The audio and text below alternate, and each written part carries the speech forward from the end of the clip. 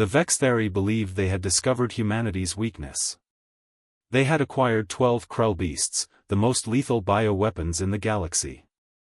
Each creature stood 3 meters tall, possessed 6 limbs ending in razor-sharp claws, and emanated a pheromone that drove most species into panic-induced stupor. The Krell beasts had never failed to eliminate their targets. They were apex predators engineered to perfection.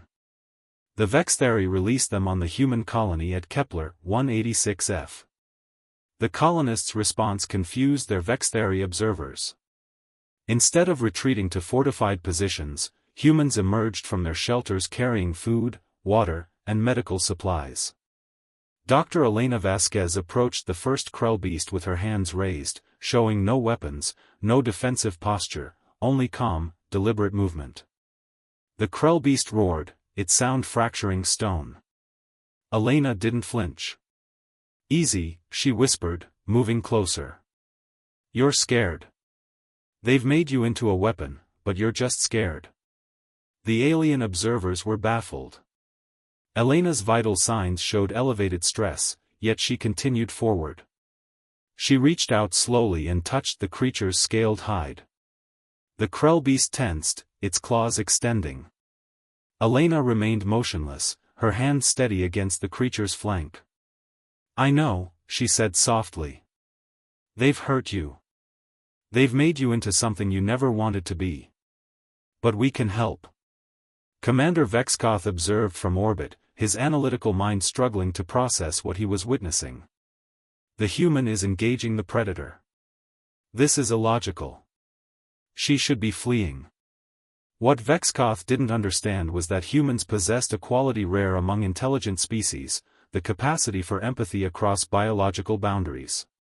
Humans could recognize suffering in alien creatures and respond with compassion instead of fear. Within an hour, colonists had surrounded all 12 Krell beasts. Not with weapons or defensive formations, but with food, water, and gentle touch. The creatures, engineered to kill, trained to destroy, found themselves facing something they had never encountered: kindness. The first Krell beast lowered its head toward Elena's outstretched hand. When she touched its scaled hide, the creature made a low, rumbling sound that was almost peaceful. The other beasts, observing this interaction, began to calm as well. Over the following days, the colonists established a pattern. They provided food and water. They cleaned the creature's wounds, injuries inflicted during the Krell beast's creation and training. They spoke to them in gentle voices. Most importantly, they never attempted to control them.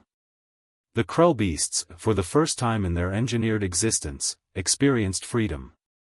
By the 7th day, the creatures were following colonists voluntarily. They would approach humans seeking touch, seeking connection, seeking the simple companionship that had been denied them their entire existence.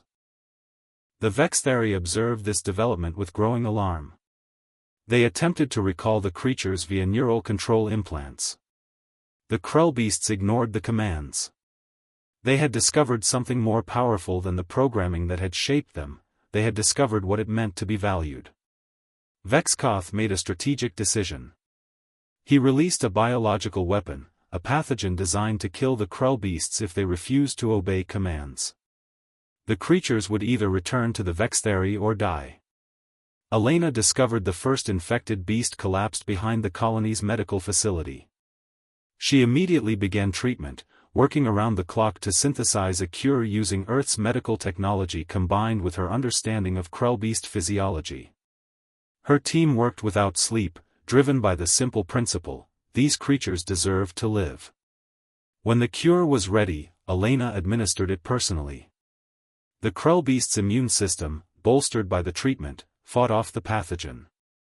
Within 48 hours, all 12 creatures were recovering. The Vexthari were dumbfounded. Humans hadn't defeated the Krell beasts through superior weapons or tactical brilliance. They had defeated them through something the galaxy rarely witnessed: the decision to value a life, any life, over victory.